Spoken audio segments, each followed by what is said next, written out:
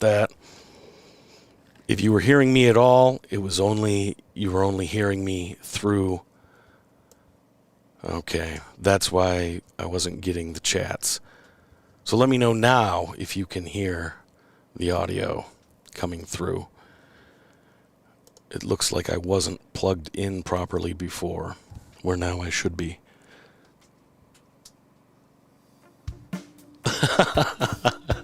So I've talked for 20 minutes, the first 20 minutes of this show, and I'm not sure that anything I said could have been heard because the microphone was not connected properly. It showed that it was in one place and not the other. So welcome to the live stream. Sorry about that. I am definitely rusty on the technology. I beg your forgiveness for that. But we had a pretty good night of fights, even though on paper they didn't seem to offer much beyond the co-main and main event. There was still some pretty good action throughout the night, and we will get into that. Also take phone calls. Hopefully now everybody can hear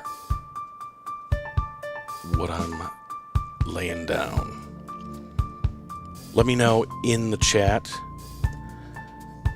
if you can, if the stream is coming through.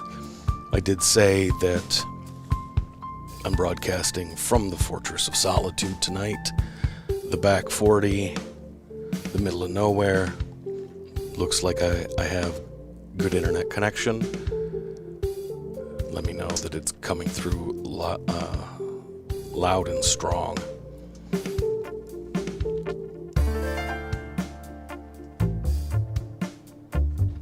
Now I'm not sure if anything was heard or not. So I'll cover. I just basically talked about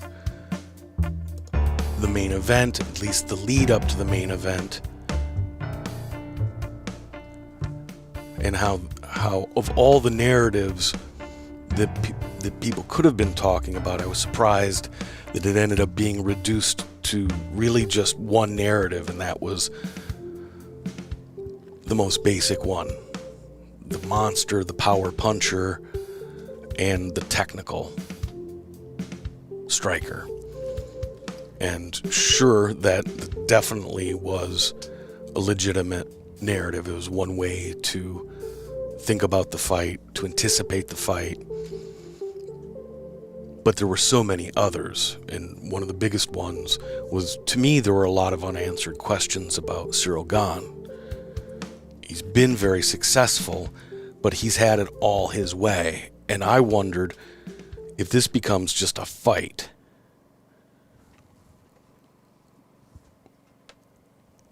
At what point do the intangibles come into play?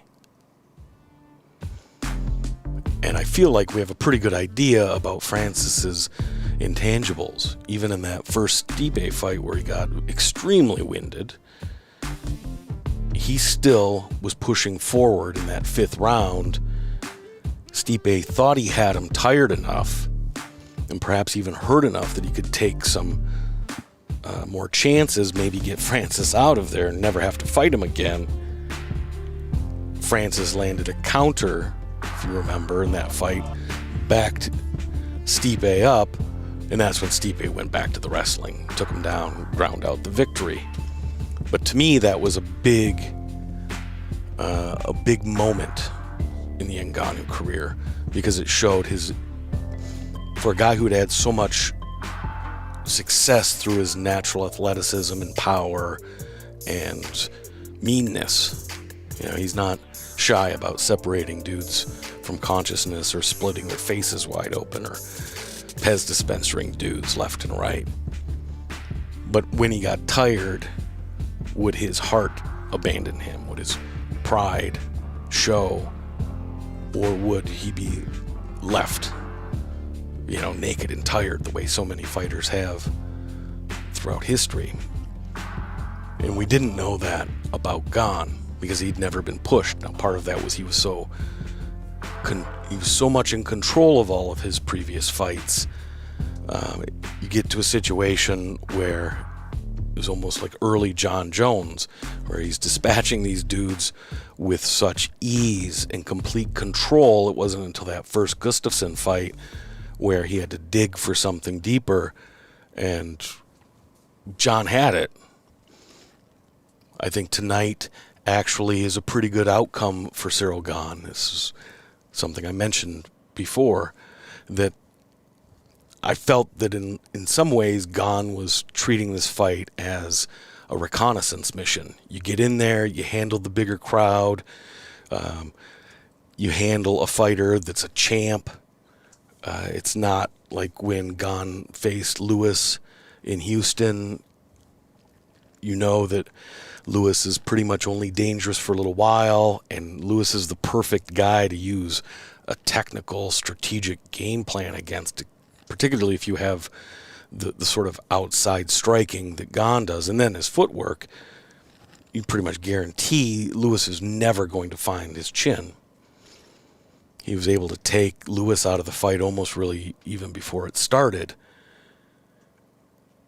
So coming into the Francis fight, if everything went really well and he was able to control Ngannou, then you can imagine a scenario where Gane sort of, through technical acumen, controls the fight, wins the decision, and he's the champ. That's great. But it seemed to also be okay to him. You just get in there and don't let yourself get knocked out. Stay in there for 5 rounds. Maybe the guy tires. Maybe you're able to pull a submission out of the hat later in the fight if it seems necessary. I think Gane had the expectation that if it had to come to the wrestling or the grappling, he would have the advantage. And again, on paper, that certainly seemed to be the case. But once the fight's been on for a couple rounds, you've had a little bit of an adrenaline dump, you're looking for your second wind, and now all of a sudden this big SOB is just on top of you. He just body slams Gane in that 3rd round, which certainly was the turning of the tide for the fight. And at that point, Gane, it wasn't theoretical anymore. It was full. And every time Gane had, I don't know if they'd ever rolled together in training, but that light sparring, I also wondered if that was going to give Gane too much of a false sense of safety. It ended up not mattering. Gane was very safe in this fight.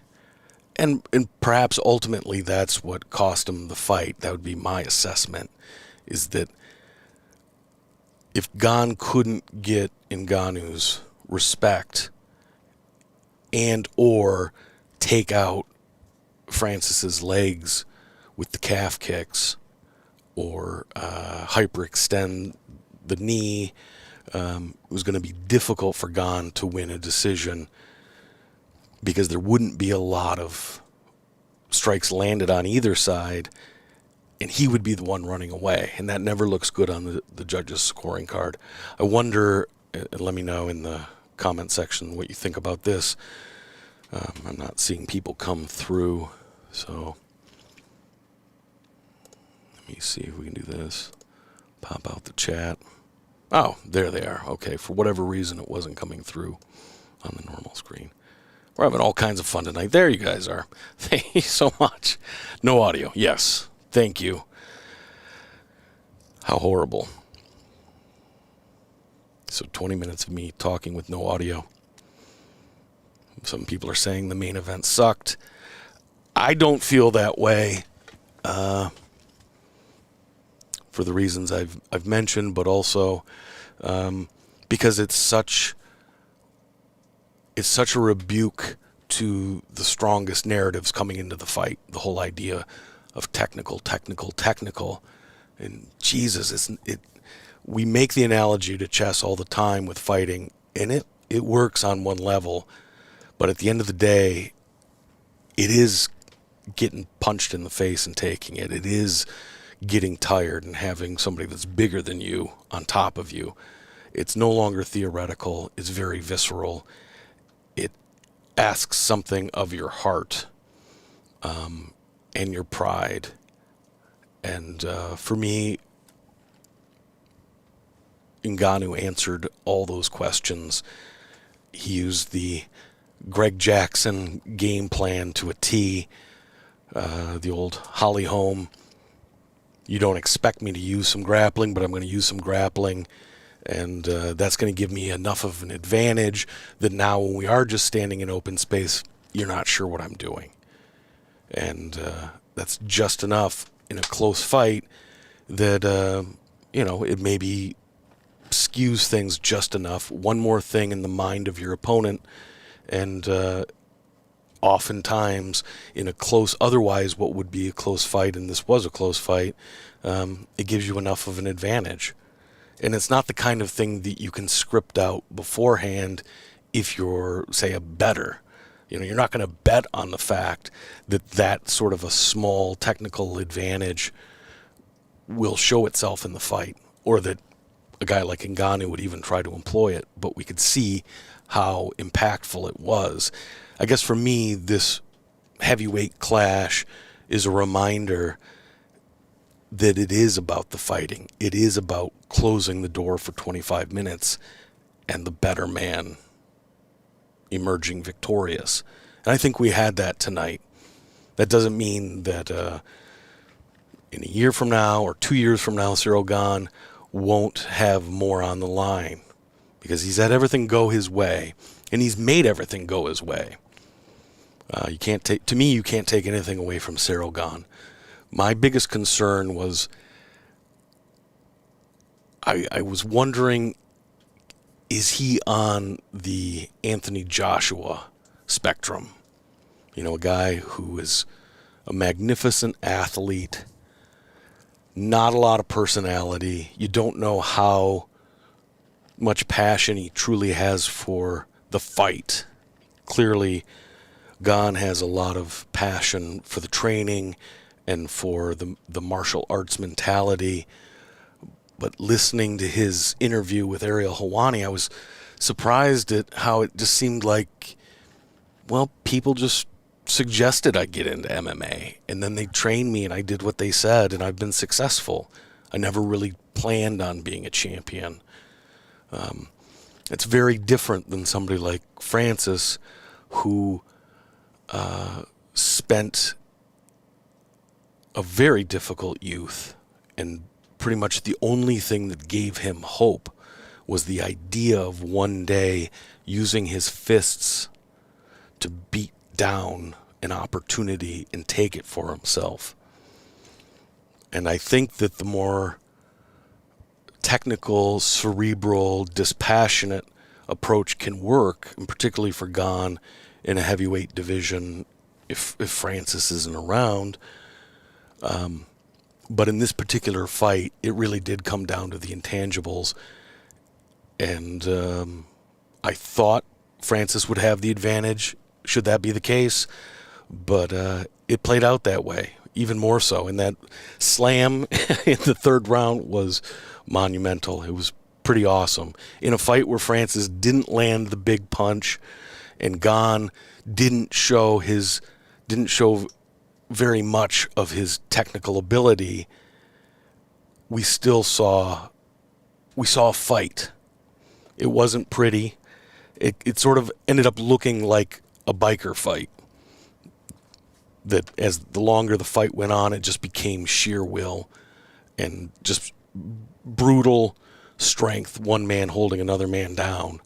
And I believe it was in between the fourth and fifth round where Coach Lopez said to Gane, and this is through the interpreter, so I'm not sure how accurate or if there was more to it, but he said, "You can't lose this fight. You can't lose this fight." I took that to mean, particularly in the moment, that you have to finish this fight. You're not going to win on the scorecards. I believe that was the reason that when Gane had the advantage early in the fifth round, he was on top of Francis. He starts going for that leg lock.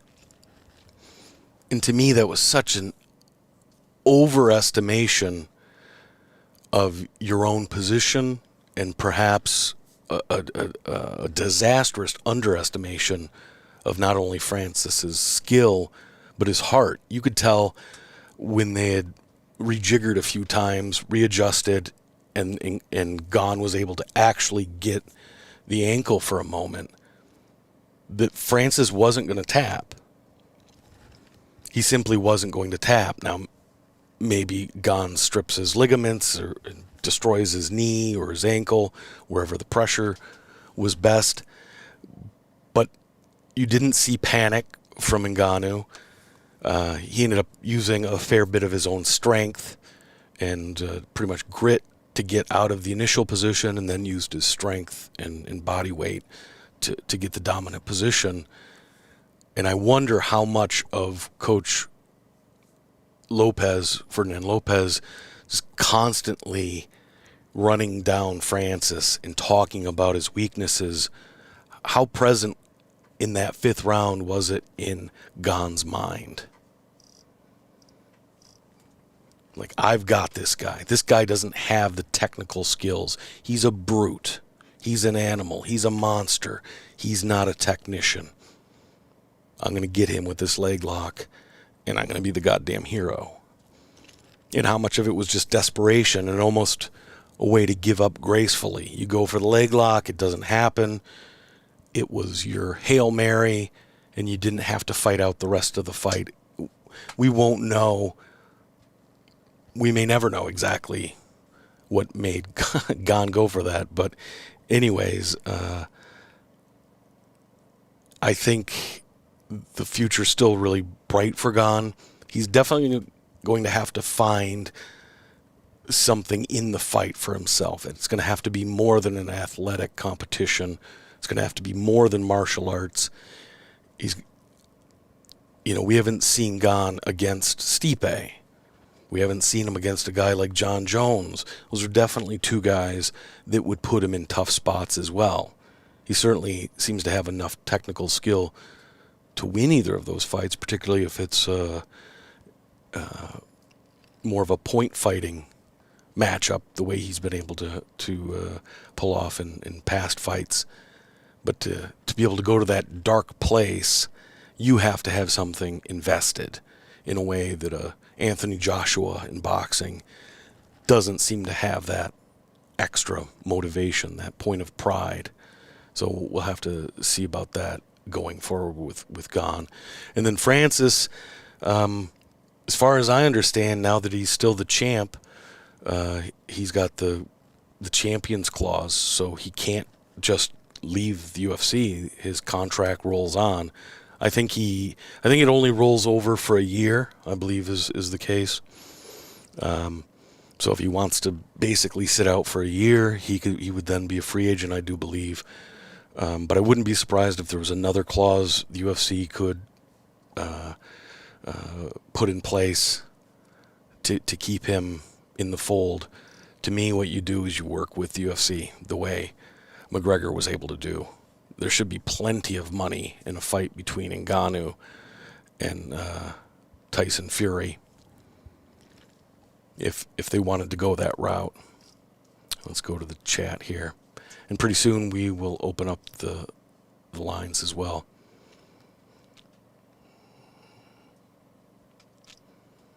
Ink, my friend, loud and clear. Thank you. Good to see you.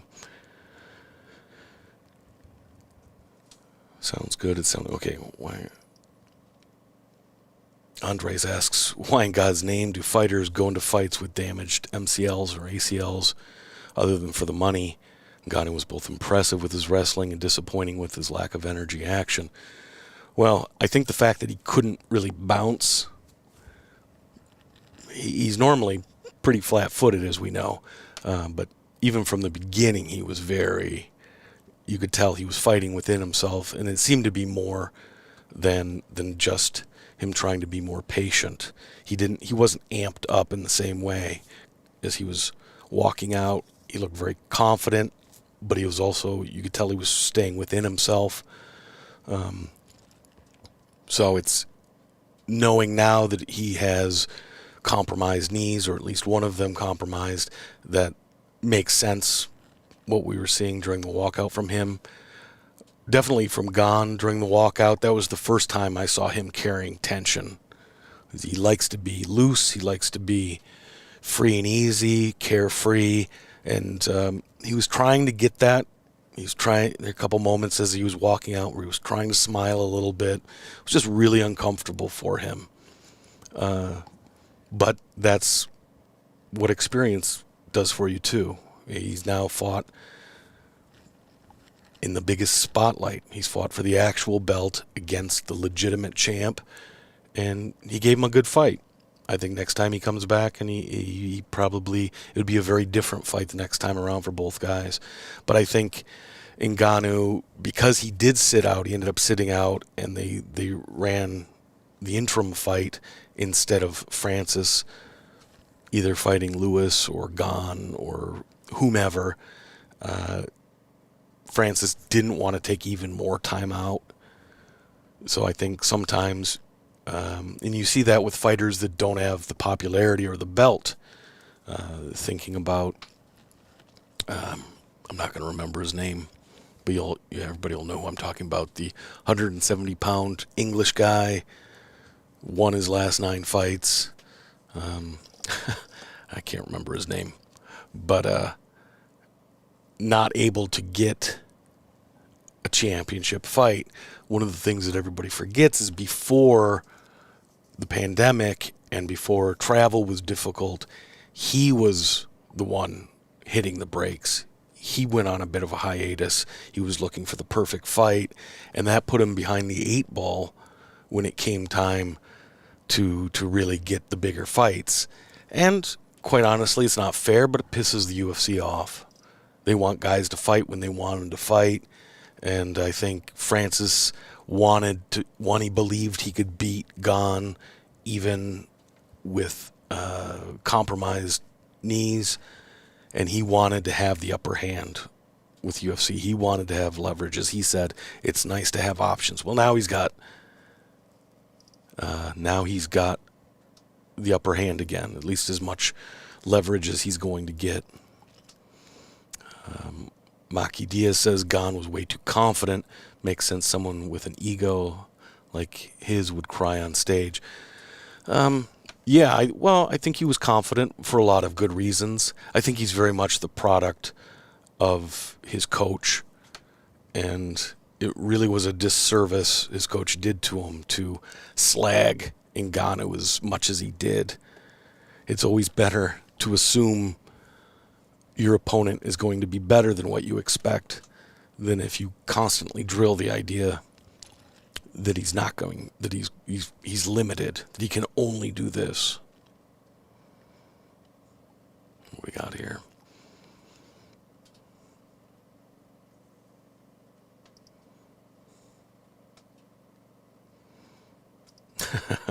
Chris Beach. Yes. I am an ASMR channel right now, apparently. Not sure. I think I need a little water.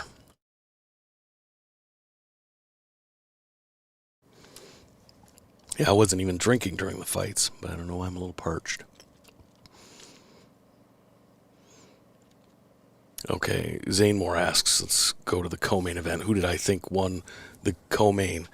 Well, I usually think about it 2 ways. I try to imagine what the judges are seeing based on how judges have been rendering their verdicts over the last previous months, and then I think about it purely from what I've seen.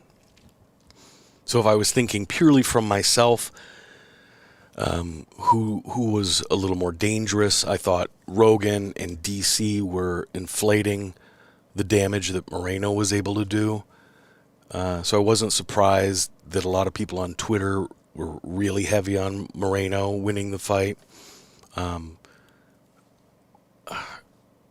don't know that I'd have to watch it again, obviously, to be able to see more for sure. It was almost one of those fights, though, that it would be best if it was a draw. Because as I was taking notes towards the end of the fight, first I'm writing, Davison is going to be extremely disappointed if he ends up losing this fight because he could have done so much more. But then in the 4th and 5th round, I felt from Moreno, it's like, wow, he's really not doing much. Now, by the 5th round, I thought Moreno just had the greatest poker face and that he was actually pretty hurt on that lead leg. He seemed to be. He didn't show a lot of that, but it's sort of what you didn't see. It's not that we saw him limping, but we didn't see him very mobile either. He pretty much stood in the center of the ring and was hoping Figueiredo would come to him. And when Figueiredo didn't come to him that often, that really limited the output for Moreno. I would imagine that, and Moreno looked extremely confident. I did wonder early on, because he was looking pretty intense before the opening bell, and I wondered if he had let the insults and the craziness of Figueiredo get to him a little bit, and maybe he wanted to prove too much of a point. And certainly in that 1st and 2nd round, Moreno was overthrowing his punches in a way that we really haven't seen. Now, I don't know that really would have had the biggest impact on the fight. At the end of the day, they just got into it and they found their own pace, and it ended up being a slower pace, lower output kind of fight. I scored it for Moreno, 2-2 going into the 5th round, and that 5th round was really damn close. It was hard to pick a winner. I thought it was easier to give the victory to Moreno. Not necessarily a tie goes to the runner or a tie goes to the champion, kind of, because I don't believe in that. But Moreno was pretty active. At times he was active. He threw more combinations. But quite honestly, not a lot of those landed. But it's difficult to come out with a lot of conviction for an argument to give the 5th round to Figueiredo. Maybe it's the best outcome possible, because you probably are going to get a 4th iteration of this fight. I was surprised that there weren't more exchanges, and I guess the credit goes to Figueiredo's team. They kept him very much on a leash, but to me, he needed to find a way to implement offense, and he seemed to be trying to use the takedown or the entry for a takedown as his offense, but it wasn't turning into real offense, because he wasn't able to really get the takedowns. He wasn't able to get control against the cage. Early on, the low kicks were churning along really well, and they were heavy shots, so they were legitimate, getting him some pretty legitimate points. But he needs, I don't know if it's a little late in the career to build up behind the jab, but if he could just do that a little bit, and maybe 20% of the time he's entering the pocket with the jab, and then sometimes he's swinging like a madman, and then sometimes he's transitioning to the grappling. If that's the direction his evolution is heading in, I think he stands in good stead for the 4th fight. But my guess is Moreno has a lot more he can fix for the 4th fight.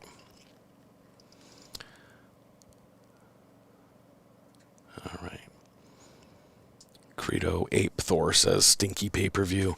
Yeah, it wasn't, as we talked about, it wasn't the greatest on paper. And the opening fight, Michael Morales versus Trevin Giles,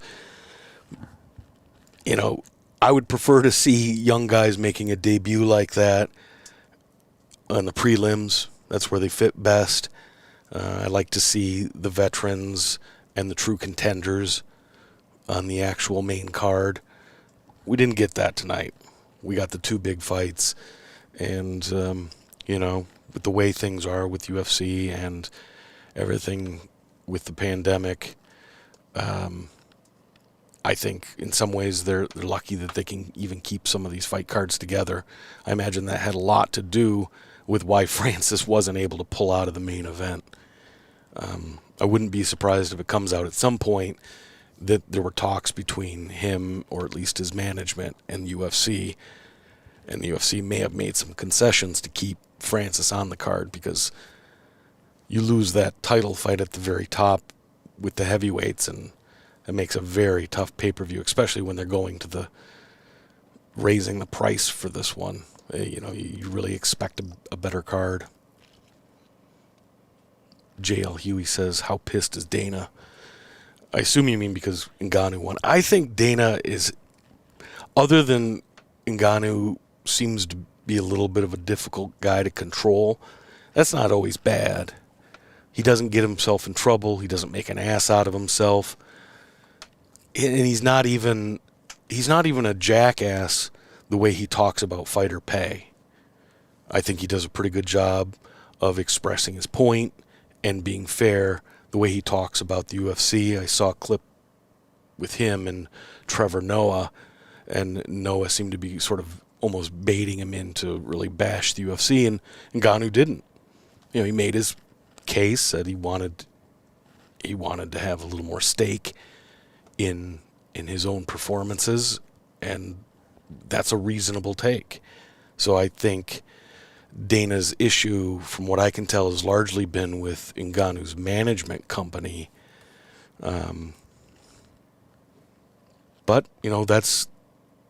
that's what it's going to take for fighters to get a bigger chunk of the pie. And it's guys like Ngannou who can make the difference. They're not going to make it for everybody, but it's the champs and the contenders, the needle movers, if you will. Those are the fighters that move. When their pay goes up, everybody else's pay goes up. We saw that with Conor. We saw that a little bit with Ronda.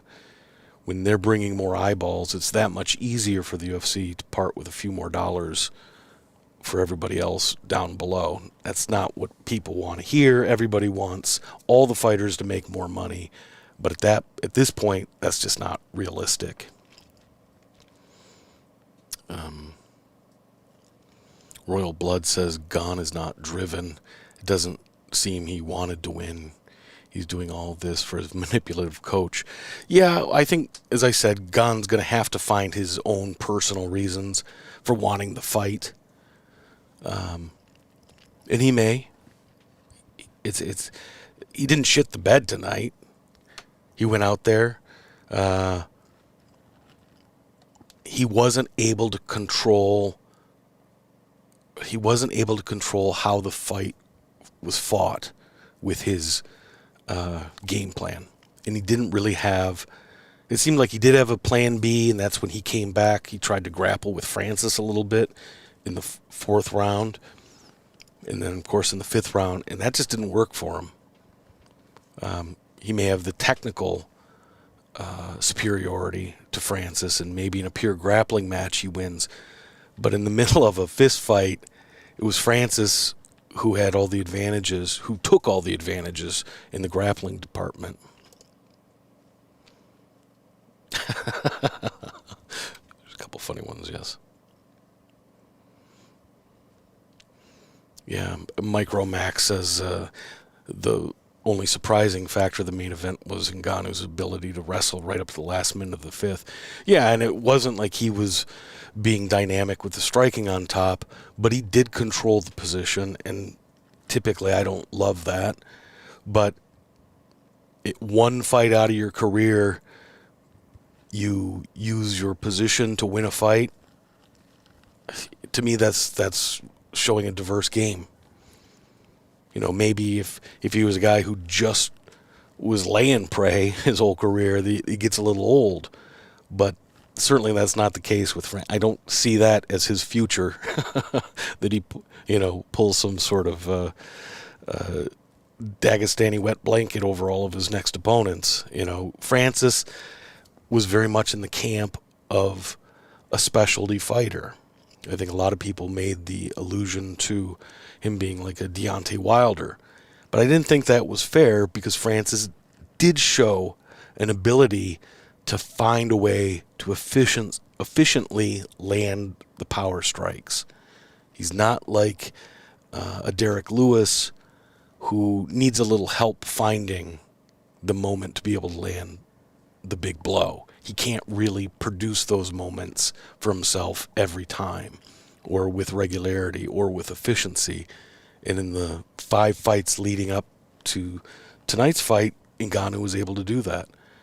And he wasn't able to land that strike tonight, but he was accommodating for that eventuality or that potentiality by having a game plan that used so much wrestling.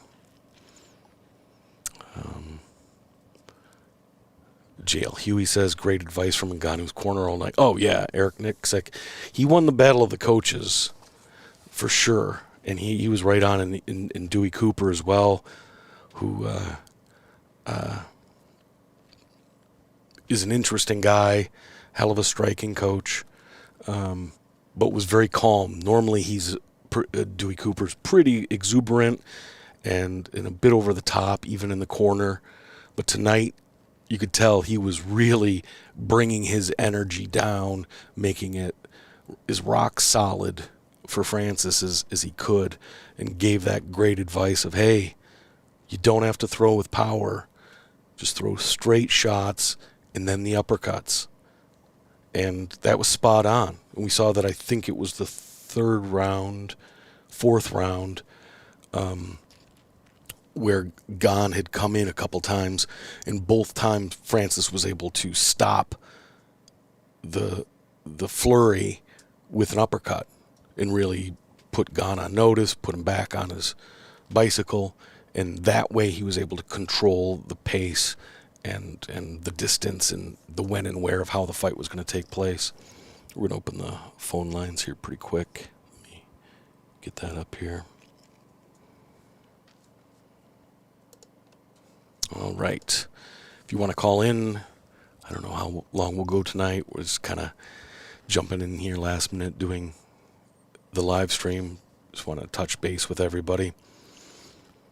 If you want to call in, 206-276-8384. I've got the number on the screen. Give us a call. Some call-in music.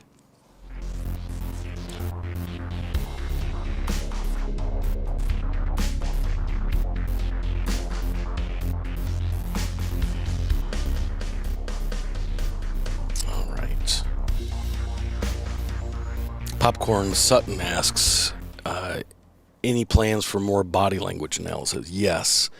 Yeah. Been a lot of crazy things. Had to make a bunch of trips and a bunch of different things. I had planned on being in a spot where I would have a studio set up, which I pretty much have to be able to do those longer, more in-depth pieces. I've got a whole bunch of them. In varying states of finality, but they're coming here. They're coming soon. I will be putting out, hopefully this week. I've got 2 episodes that are close to being finished. One's almost finished. It's an overview of the past year, and another one is actually about Francis. So, and I will be doing more of the Cavassier type episodes as well. Yeah, Ngannou's sweep of Gane may be the most shocking plot twist ever seen, Curtis C. says. Absolutely. That and surprising enough, that was a thrilling moment. There was so much tension. And the tension was never, the whole fight, it was the calm before the storm, and the storm never really came to fruition. It was really in the grappling where Francis exploded with the slam in the 3rd and then the sweep in the 5th. I thought when Francis gave up the position, He was down, but then allowed his back to go to the canvas in the 5th.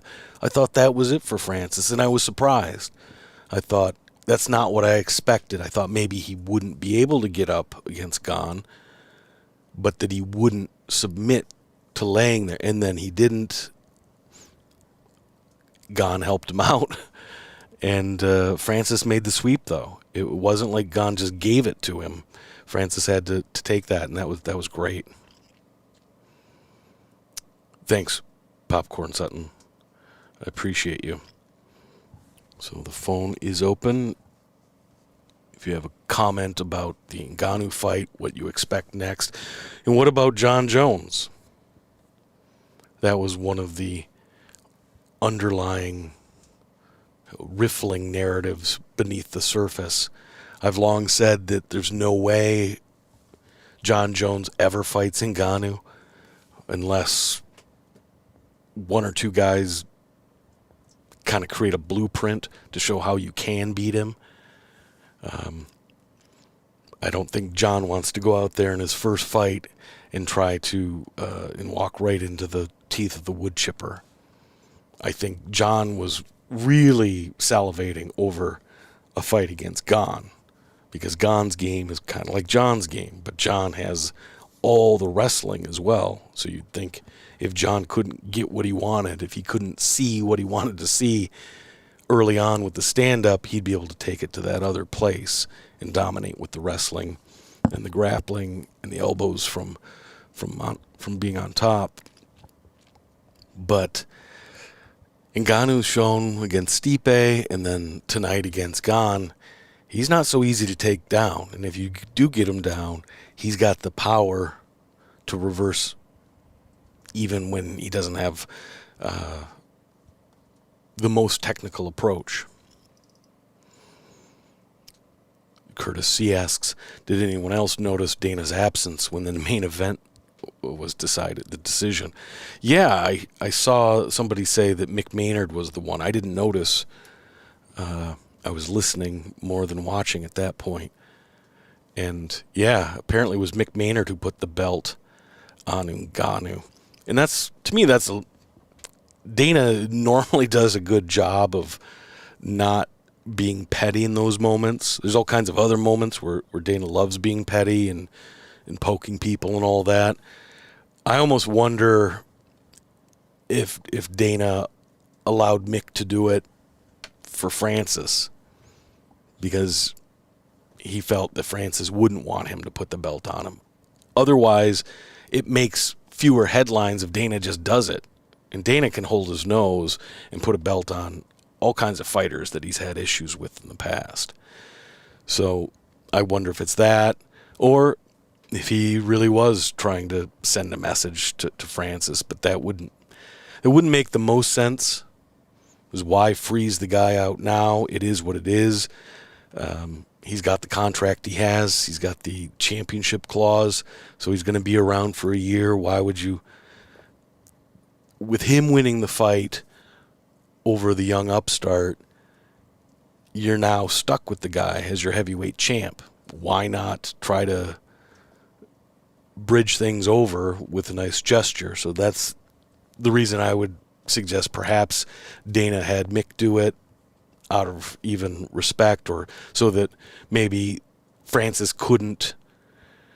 If Mick puts it on him, nothing happens. Maybe if Dana puts it on him, maybe he was afraid Francis would turn it into an issue and refuse to let him put the belt on him.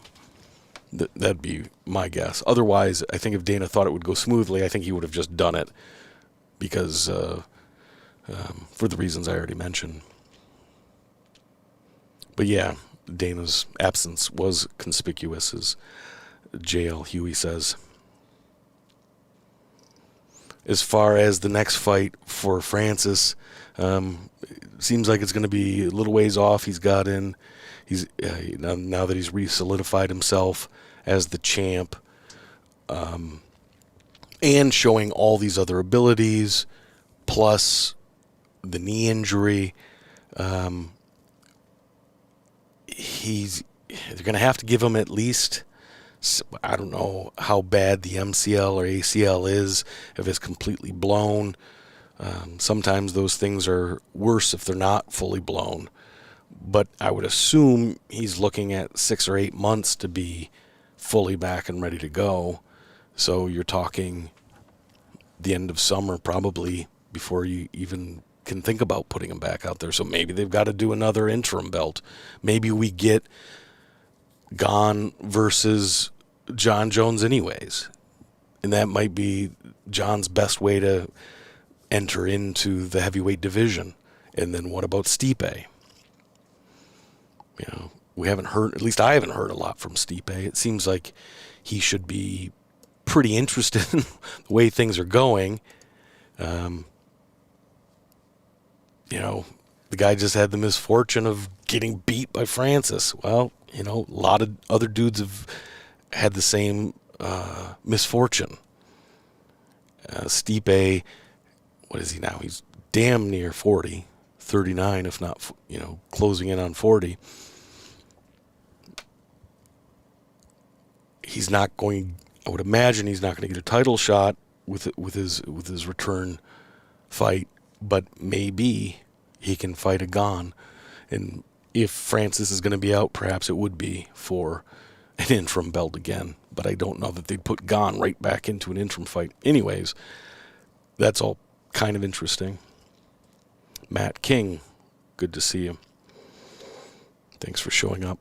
Yeah, well, it's okay that you're a little bit late because the first 20 minutes I talked and didn't have the microphone plugged in properly. So anyway, yeah, and what about Stipe?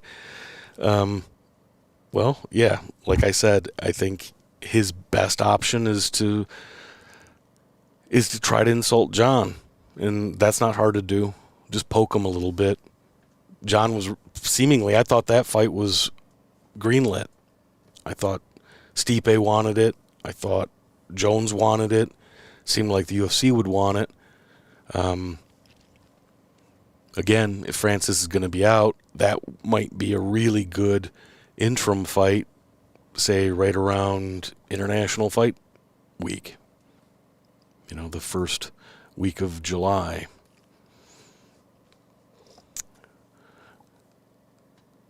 And what did everybody think about the co-main event? I gave my take. That I thought it was extremely close. Gun to the head. I kind of assumed Moreno was going to get the nod. But I can't really make, as I've thought about it now, since the fight's been over and we've been talking, I can't really make that strong of an argument for either guy. To me, it really is a close fight, and there's a lot of different ways to look at it. And Moreno kind of summed it up himself. It's like, well, I thought I sort of controlled the distance. I controlled the engagement.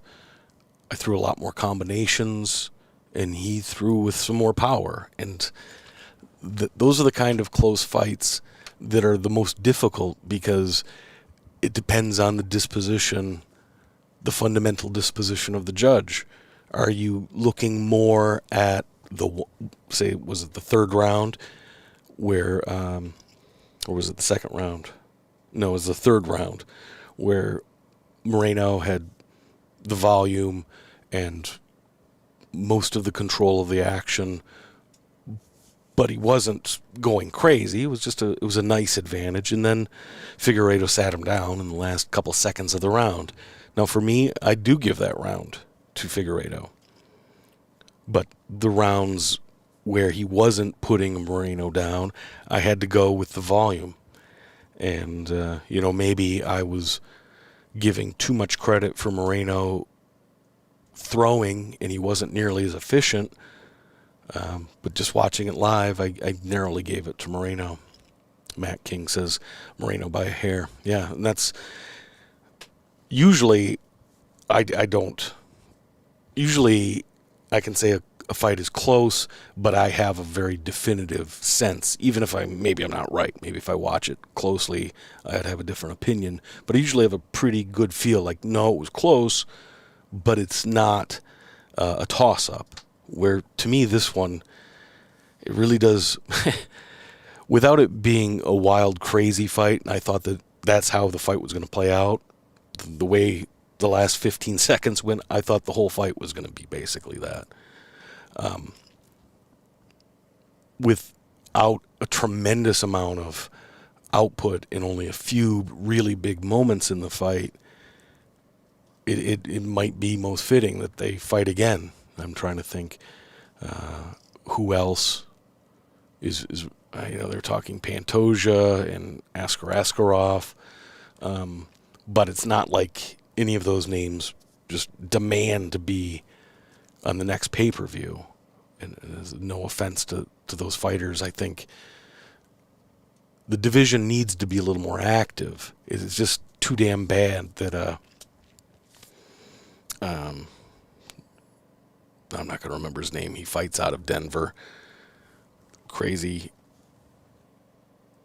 flyweight fighter.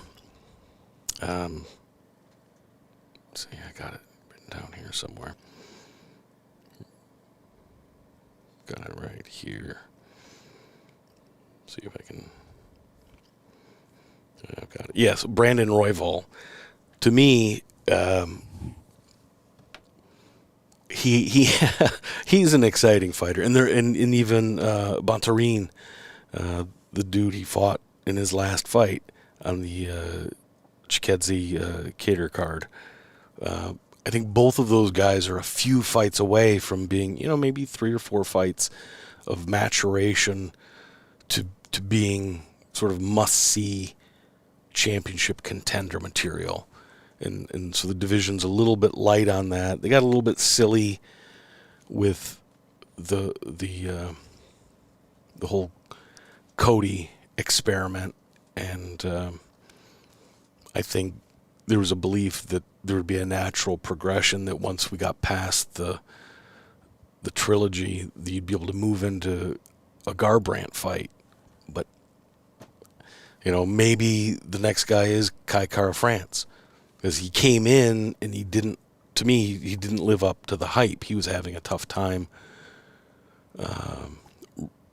achieving the kind of success in the octagon that he'd had before he showed up. But in his last few fights, he's shown he seems to have really found his groove and his power, and maybe one more fight, and he really makes the demand and creates enough excitement to get that title fight. So I think the division's in a little bit of a funny place. Maybe it is best they just do it fourth, particularly if you can fight this thing in Mexico, not Mexico City. I don't know if the arenas like in Monterrey or some of the other cities are appropriate for a pay-per-view venue. I don't know. I hate to see fights in Mexico City because the elevation is so high, although the Ferguson Dos Anjos fight was one of the greatest fights ever, of just pure, dudes burning themselves to the ground by pushing through a second, third, fourth wind. Who fights like those two, particularly Ferguson, in that fight? And maybe we'd get something like that from Moreno Figueiredo 4. All right. Oral Goldberg. Hey, my friend. Shout out from Vienna. Shout out to you, my friend. Jon Jones could be a problem for the heavyweight division. Yes, absolutely. I think so. He's got to get his head straight. John's always going to, I think, until he faces some of these real big guys, it's always going to be a bit of a bugaboo for him. He has so much confidence throughout his career. It's hard to imagine him in a position where he's doubting himself physically. But that's a big jump from being Bones Jones, the skinny guy with the great reach, the perfect frame for 205. And now you're just throwing yourself in there with the big boys. So I can appreciate, and he doesn't want to mess up his legacy by going up there and making a mistake. One loss turns into multiple losses, and then how do you stop the skid? And do you go back down to 205? And can you go down to 205 if you've ballooned up to the 245, 250? And then he was talking about going to the full limit of 265. To me, that's crazy, but who knows?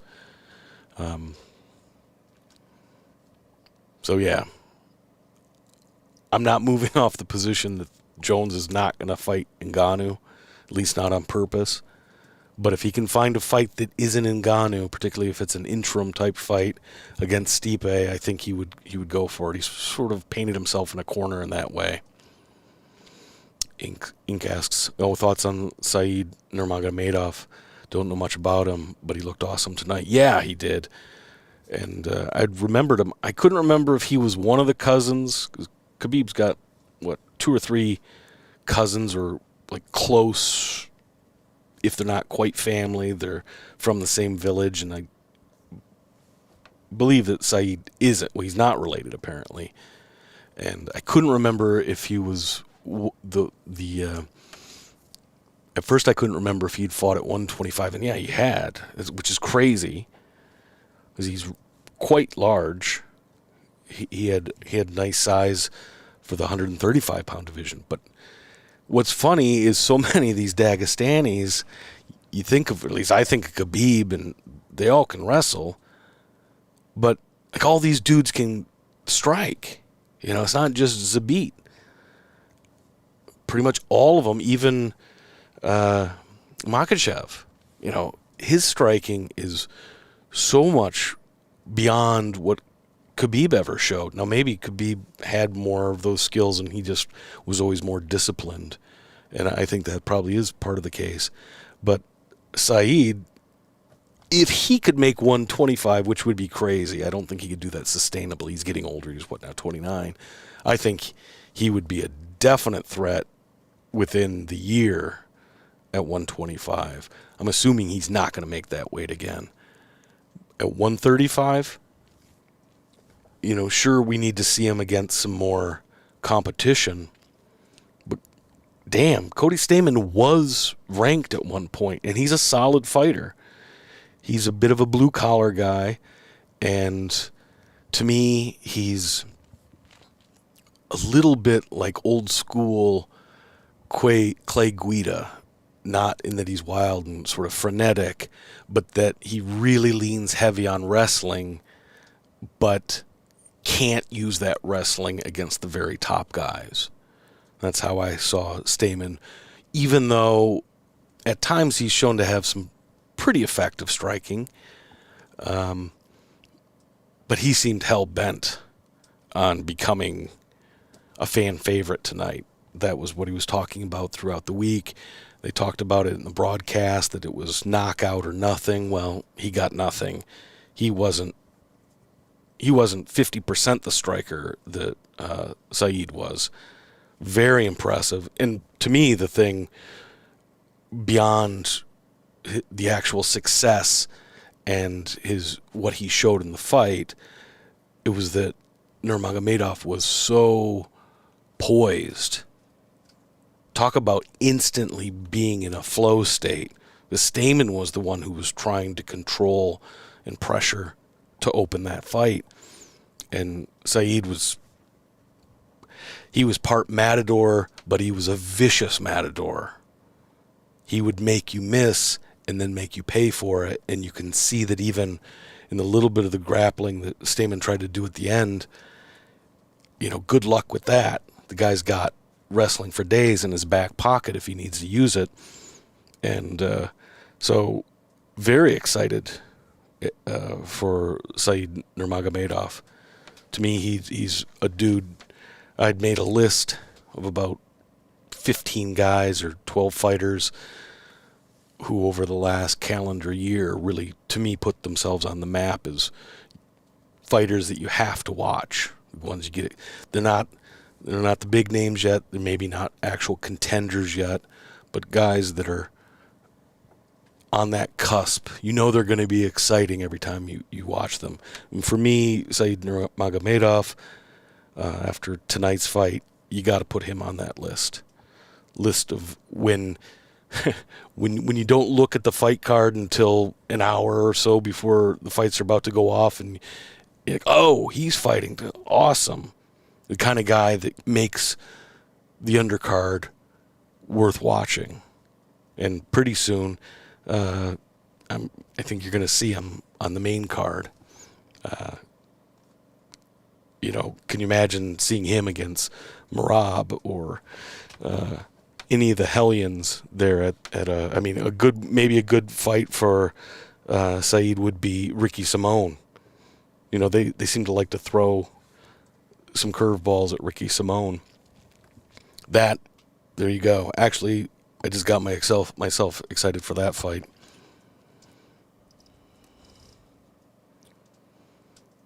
Okay, what we got here? Moreno, 200K, Ngannou, 600K. That's the announced purses, I assume. They're both going to make more because they get part of the pay-per-view. But, yeah, not. It doesn't look good when the announced purses, and I think California is one of the last places that make the fighters publish their fight purses. Yeah, it doesn't look good. I'm sure Francis is going to walk away with at least $1.5 million from this fight, I would assume, all told. But just his announced purse at 600K, that's not impressive. That's something the UFC is going to definitely have to address, if for nothing else, for optics, because I think we're still in a honeymoon period with UFC on ESPN. But if you have some of these high-profile fighters showing that their purses, it's one thing to complain, but it's a whole nother thing when the fight commission posts their purse. That's a fact. Now, it may also be a fact that they get more on the back end, but simply having a dude like Francis Ngannou out there fighting another very dangerous dude doesn't look good for the UFC.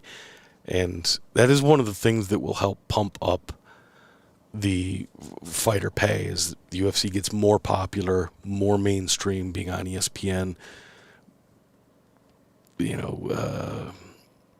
Steven Smith and dudes like that at the network, they're going to have a slow news day, and they'll take up the cause of fighter pay if it continues to be obviously out of balance. Because people love good fights, but except for the absolute mouth breathers, there's a certain point where fans want, particularly the stars that have put it all out there, that have delivered many times, that have put in they put in the work, they've suffered for the sport. They want them to be rewarded. And that's it makes you feel good about the sport when you see guys getting theirs. That's the next part of the story. And I think the UFC, unless they completely botch the negotiations with Ngannou, I think if they want to keep their overall pay structure low, they need to overpay Ngannou. They need to make him the happiest guy. And so when he has his next fight, all he's talking about is how much money he's making. In the long run, or at least in the medium run, that's probably the best way for the UFC to keep control the way they want to over fighter pay.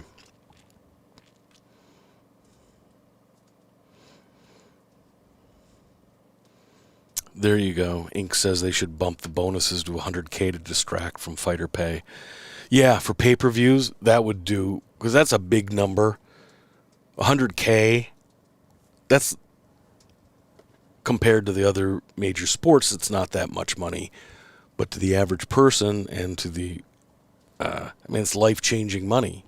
If you were making your normal money and then all of a sudden you got a 100K bonus, you know, that changes your life. That makes things that if you're a little behind the eight ball, you feel like you can make a go of it. You could change your life with 100K, and particularly fighters that are just 3, 4, 5 fights into their career. They can really reinvest that money into themselves, put money down on a house, have a car that's reliable, the base, cover if they've got kids or whatever, cover some of the expenses that you incur when you're going all in on a fighting career. I mean, eventually that is better for the UFC, and if you fight 3 times a year and you win on average half of your fights, you're making a decent career. You're making a decent living. But it's not the kind of living you would make in the other major sports. And the UFC isn't going to change the bottom rung anytime soon in a substantial way. But having higher bonuses would help change at least the image of things. And it would, for the people who win the bonuses, it would make a significant difference. If you're making 20-20 and you get a bonus on top of that, that's like winning, it's like winning 5 fights. That's pretty damn good. And maybe have some accelerator clauses, but then that comes down to negotiation. For the most part, the fighters that do break through, they do get to renegotiate. But the UFC takes their pound of flesh in that as well. They'll give you a bigger contract on the renegotiation, but they're also going to tack on the extra years. So right now the UFC has pretty maximum leverage over most of the fighters.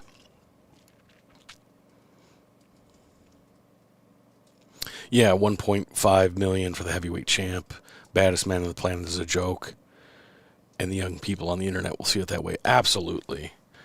That's why I'm saying, and that probably is around what Francis made, not including the way he can leverage it outside of his fighting. When you have his prominence, you should be able to make pretty good money on endorsements. Whether or not he is or isn't, I don't know. But just a base salary, yeah, he needs to have numbers in the multi-millions. That looks better for the sport. It makes the UFC more stable. And as Earl says, the kids on the internet, they ain't loving it. They want to see, especially in a sport where you put so much on the line, you want to be paid properly. And particularly when you've got people just on YouTube, not me, but just people who make themselves famous on YouTube. And I don't know how much they really make, but at least they show themselves living in big ass houses, and whatever the facts on maybe their parents are rich and they really don't make that much money. But it looks like it's pretty easy to make a couple $1 million in today's internet age. So for somebody really putting their body and mind on the line, you'd think they should be taken care of. And eventually that will bite the UFC in the ass if they don't fix the optics of it, at least at the top of the sport, like we've talked about before. I thought it was very interesting going forward for Francis. Fury has to take care of White in March. Yeah, that's right. Francis is done. He beat the whole roster unless they want to give Stipe a rematch. Perhaps Francis versus Fury in late summer, early fall. That could be. XLC. I love this channel. Thanks, man.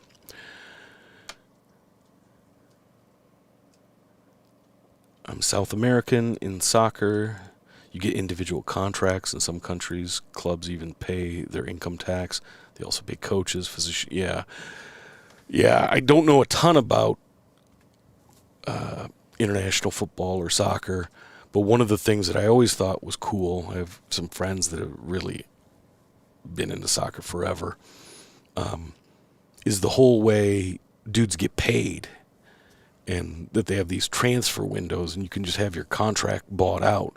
Trades are so much different than the way they are in the major force sports in North America.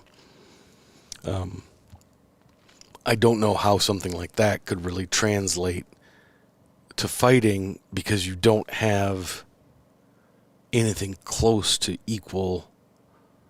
Like, you wouldn't dare give any of the talent in the UFC to Bellator. They just fuck it up, either putting them in stupid matchups and can matchups,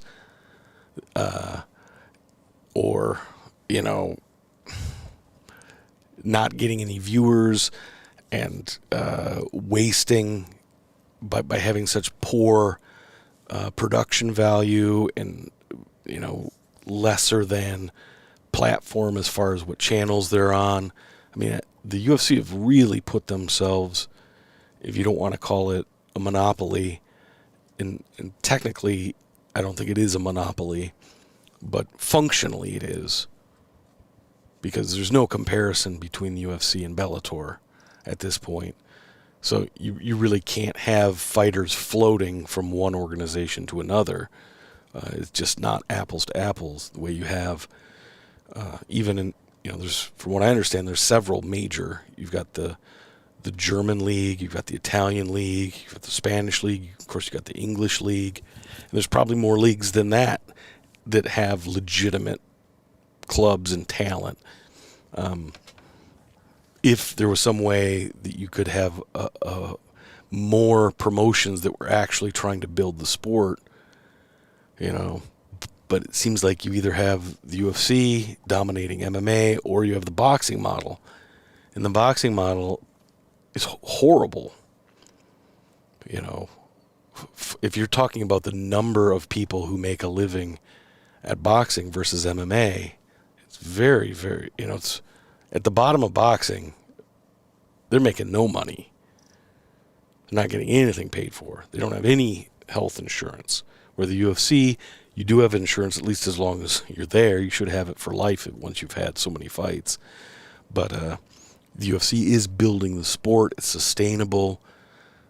Overall, it's better for the fighters. But at some point, you're definitely going to have fighters getting a bigger piece of the pie, in my opinion.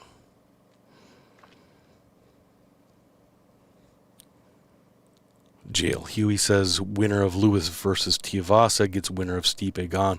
That'd be fun. That'd be fun. That's gonna be a pretty big banger, that Lewis Tuivasa fight.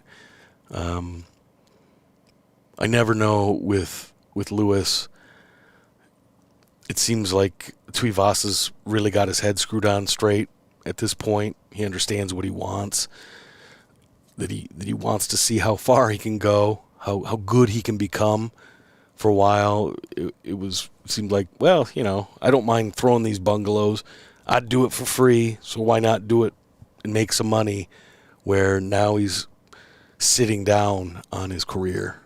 He's, and I mean that in the way that he's foundational. He's building a foundation up. He's putting the time in the training camps, and he looked so much better in his last couple fights. But even the shape he was in for his last fight, definitely heading in the right direction. Craig Mills, good to hear from you too, brother. Well, I am taking calls. We haven't gotten one. That's okay. I have gone a little over 90 minutes. So we'll just do a little bit more, wrap it up for tonight. I will be, like I said earlier on, I had to leave the state a few times for work and personal stuff as well. But I will be heading back out of state with some friends, where I'll have a studio set up for me so I can actually do more of the regular work that I've been doing. So I'm pretty excited about that. I'll probably stay up here for another couple weeks for work, and then I'll head out, and so it'll be a little bit intermittent for the next few weeks, and then it'll be pretty steady. But I will be getting out at least an episode or so a week of the older style, the Cavassier stuff. He's ready to go, I can tell you that. And then doing the regular Sunday MMA show. I've done a lot of work on the back end to sort of build that up, make it to bring in more video, to be able to break some things down live. So yeah, I'm excited about that. How many cigarettes do I smoke? No, my voice just got a little funny today. I don't know what it is. I think it's dry. It's a little cold outside, so I've had the heat on, and I think so the voice is a little sorry about that. Does sound like a couple packs a day, doesn't it, a little bit. I haven't even had any whiskey today or anything, huh? So yeah, Lewis versus Tuivasa. I believe that is official. I think that's the co-main event for Whitaker Adesanya, which that's going to be a crazy fight.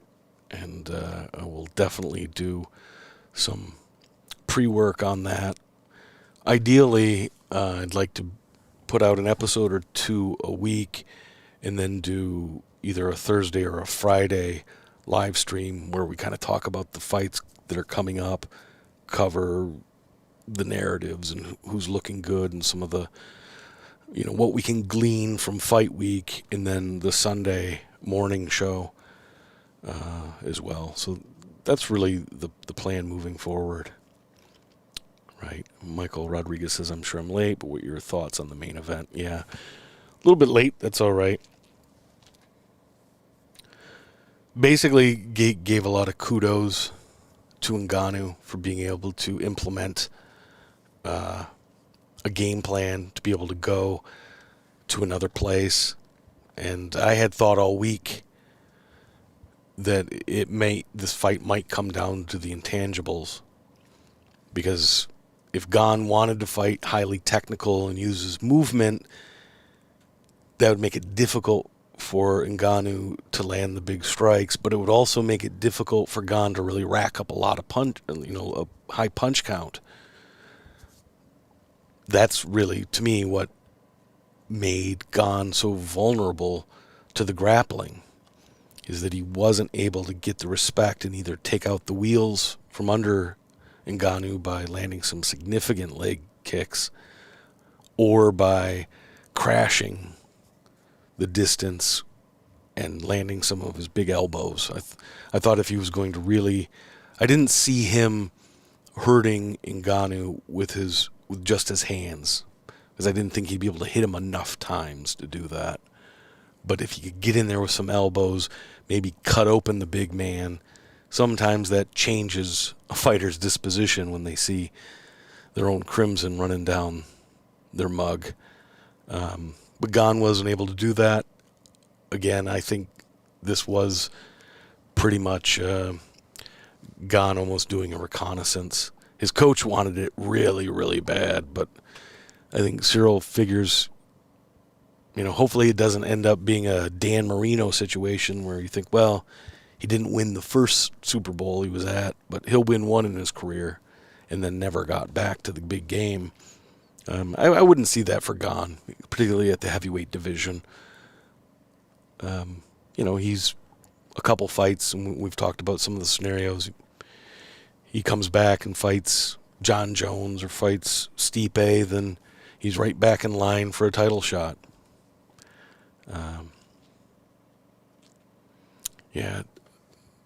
2022 is going to be a lot better, not just because the Newt's going to be back, but this it's going to be a good year. Good year for fighting, good year for people. I think we're ready for a good year after the last few. Thoughts on Dariush and Makhachev? Well, I will say for sure, Makhachev, there's some criticisms you can put on him as far as being so careful with the way he's making his fights, or his Ali is making the fights for him. I don't love that when it seems so obvious that they're avoiding all these fighters and, they just happened to find Dan Hooker who's coming off a fight and, but, Hooker took the fight and Hooker couldn't hang with him. And yeah, all the advantages were in Makhachev's corner.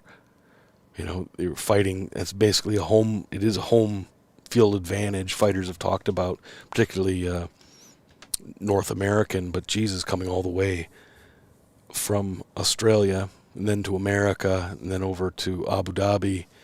And it's a rough place to be. It's kind of a weird place for European, North American people to go. It's strange. A lot of different rules there, and it's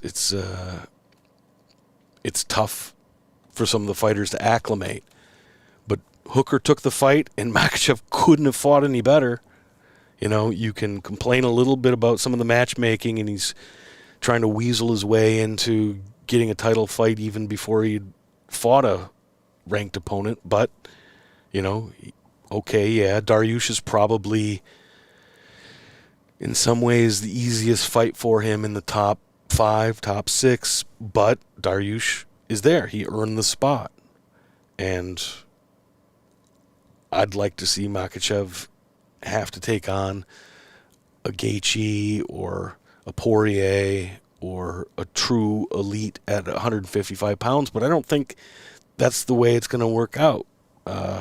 Gaethje's fighting for the title next, so it's not going to be Gaethje. And Poirier, quite honestly, I don't think Poirier would even be a very good matchup against Makhachev. I think maybe in the first couple rounds if Poirier could hurt him, but, we know Poirier's more of an attrition guy. He's not typically a big one-punch guy. So, I think you have to hand it to Makhachev. Now, he's not Khabib. In some ways, he's better. He's certainly, at this point in his career, showing ability to get the finishes. But, I'll go all the way back to a couple years ago when I talked like 45 minutes trying to talk about the psychology of Khabib. Some of the things that people complain about with Khabib, it's not that he couldn't fight more exciting. Just look at his last fight in the UFC against Gaethje. That was a great fight. And to me, that was Khabib's best fight ever. Gaethje pushed him quite a bit. Khabib really didn't want to take too many more of those low kicks, but Khabib walked through hell and brought it to Gaethje's doorstep, and Gaethje was the one who couldn't handle the flames. Why Khabib didn't fight that way his whole career? Because it was so important to him to remain undefeated and to get that championship. And, if you remember, nobody knew who he was except for the hardcores until he fought Conor. So until he fought Conor, he had to protect that record. Well, Makhachev has a little more latitude, and he's not fighting for the same things that Khabib was fighting for. Khabib was fighting for really big things, for family, for generational power within his country, to set themselves up. He's not a dude that's living in North America. He's living in a rough place. And if you aren't part of the power structure there, it can be real difficult. It can be life and death. And that's one of the things I always respected about Khabib, is that he was singularly focused. And then once his father died, so much of his motivation was gone. Because he had achieved all the big goals, why risk losing? So it made sense that Khabib would leave. With Makhachev, I think he's going to be conservative when he has to. at least until he gets the belt. But once he gets the belt, he's going to, at that point, have to fight the very best fighters. And they're not going to allow him to be completely, to be overly conservative. In fact, I think Makhachev needs to be more dynamic. He needs to work his striking in more than what Khabib did to be effective, especially fight after fight against the very best guys. But no, you can't take anything away. I don't know if I don't think he beats Oliveira, but perhaps you guys remember, my take on Oliveira is that he's going to reign for a long time. A lot of people thought Poirier was a shoo-in. I thought there was very little chance. Poirier was, Oliveira was a horrible matchup for Poirier.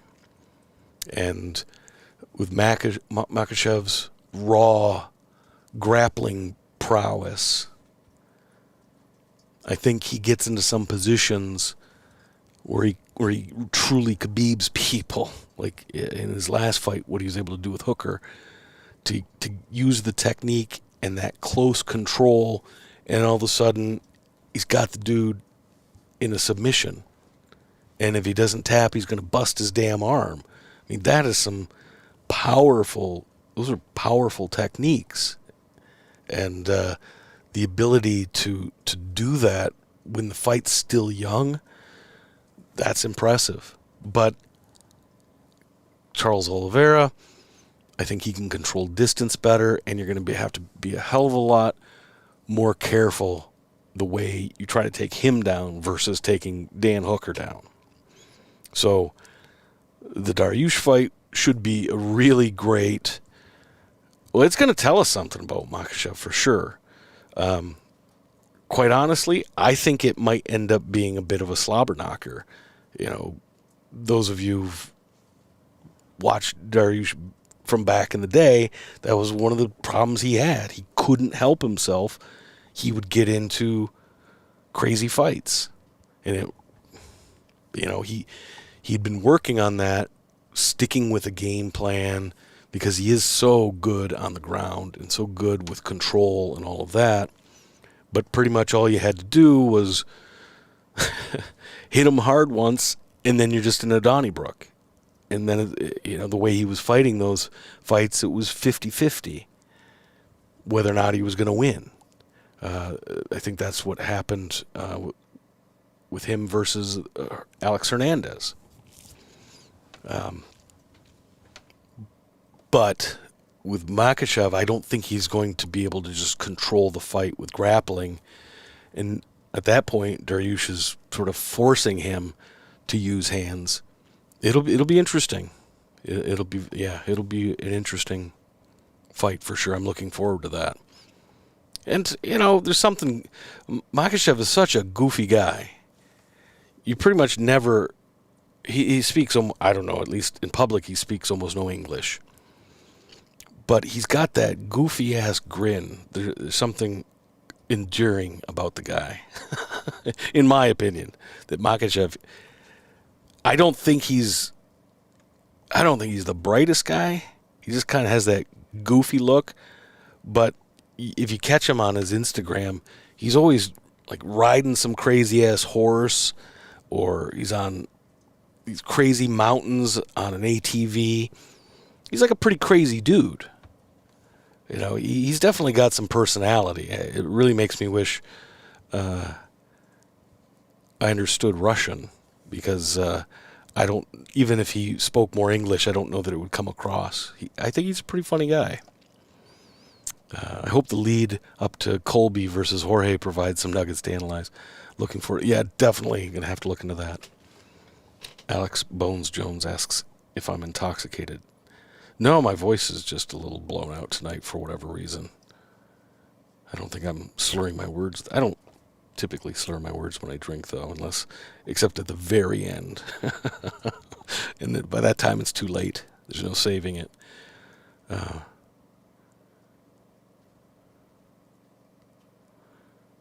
Yeah, Yes, Angus Young talks about Saeed Nurmagomedov. Yeah, I talked about him earlier.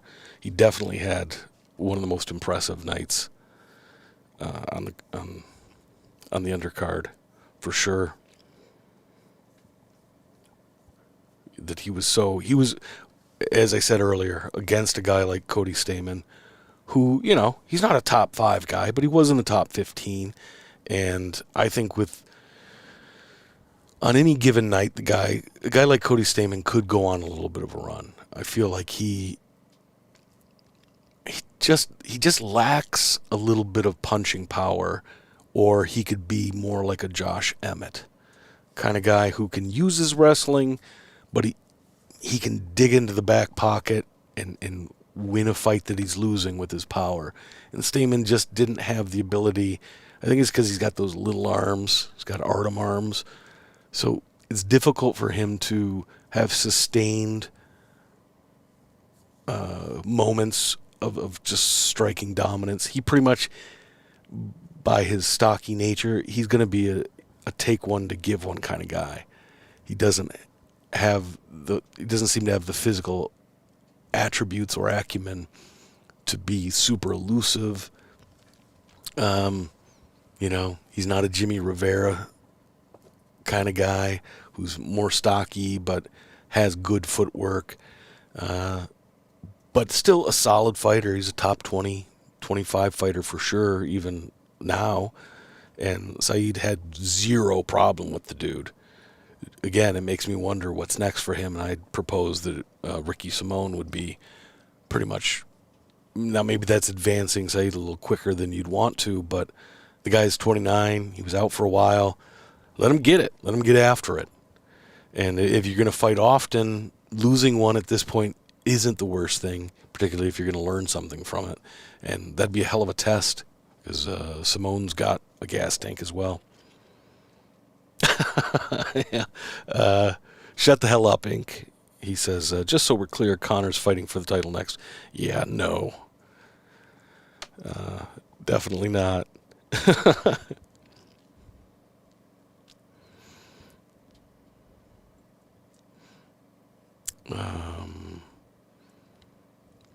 Yeah, do I think Jon Jones underestimating what happened between Francis and Cyril? Is he violating probation again? Yeah, well, maybe. I'd thought that Jones needed something to change in the heavyweight division so that he'd feel comfortable. Because he's clearly, if he's going to jump, he's jumping into the deep end. He's not going to take a fight with, what the hell's his name? Jake Collier or something. He's jumping into the deep end.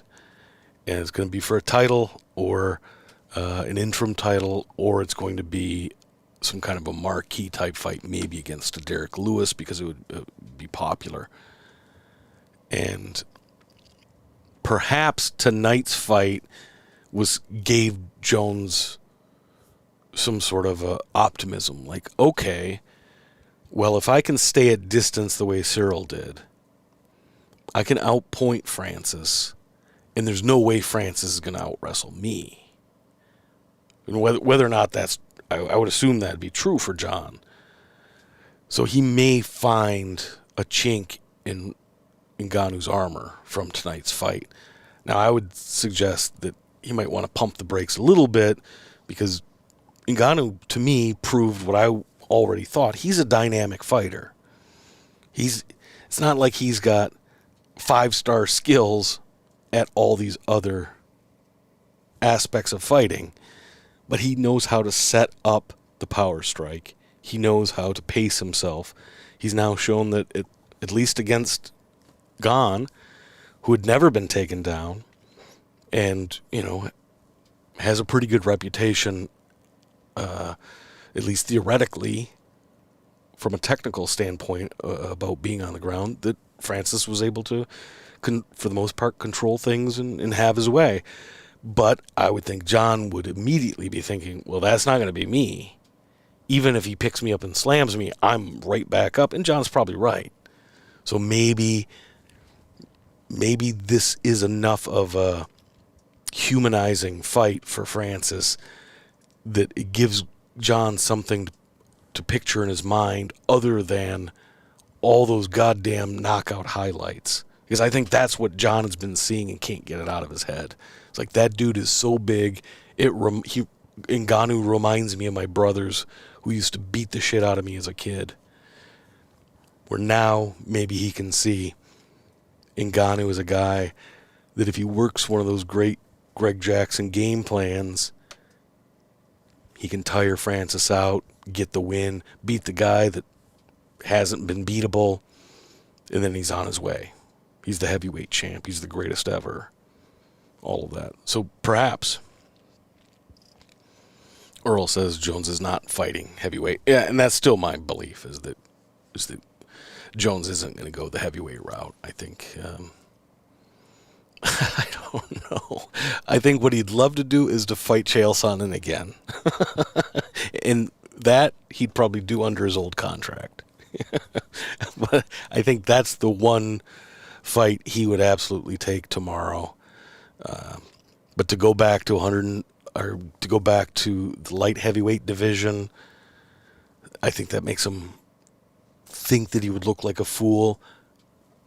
To me, it's all, find somebody who can help you construct the narrative that you want, Jon. There are narratives that, look, I went away from the division. It's gotten better.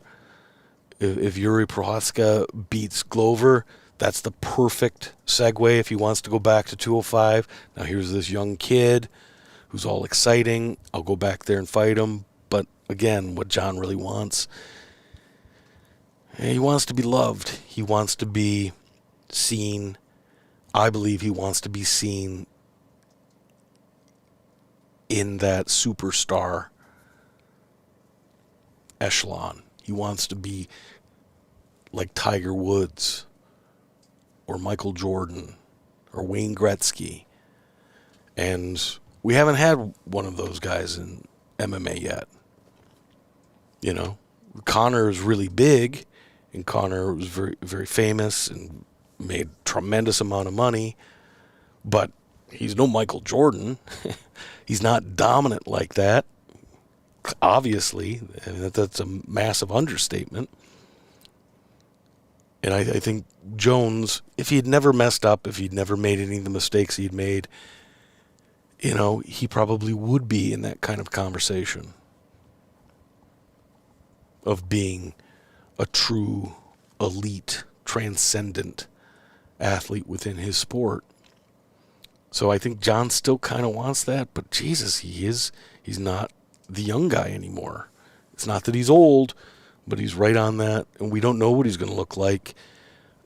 We remember when he got into powerlifting and he came back against St.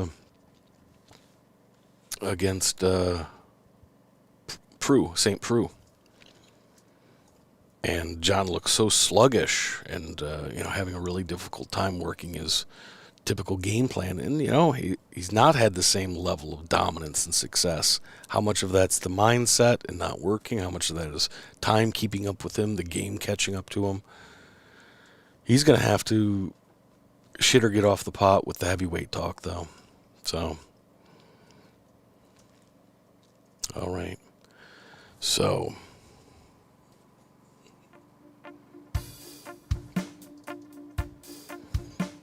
well,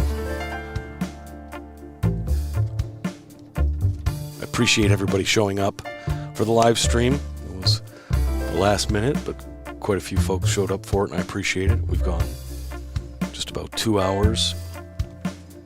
It was good to get back on the horse for me. Fortunately, my internet connection stayed legit throughout. I'm thankful for that. I'm working towards things, getting everything together so that when I finally do put it together, it's consistent and it's often.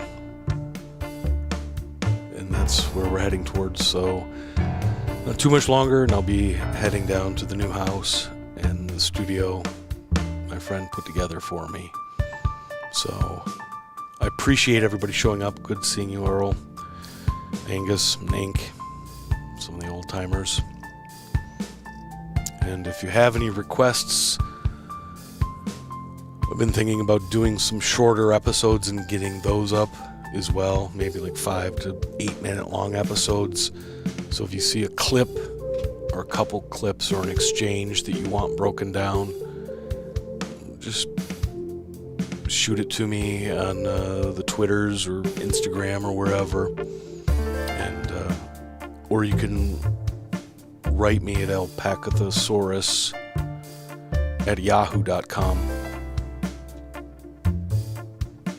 and I answer that email. I started a mailing list. I haven't sent out any mass emails, but I have written people back for the most part that have written things to me, and I appreciate that. It's all good, man. Good to see you as well.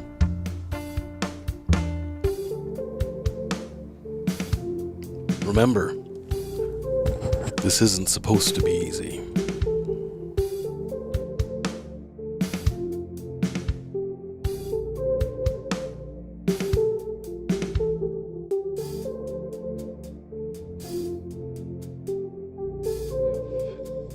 Overwhelming and collective murder.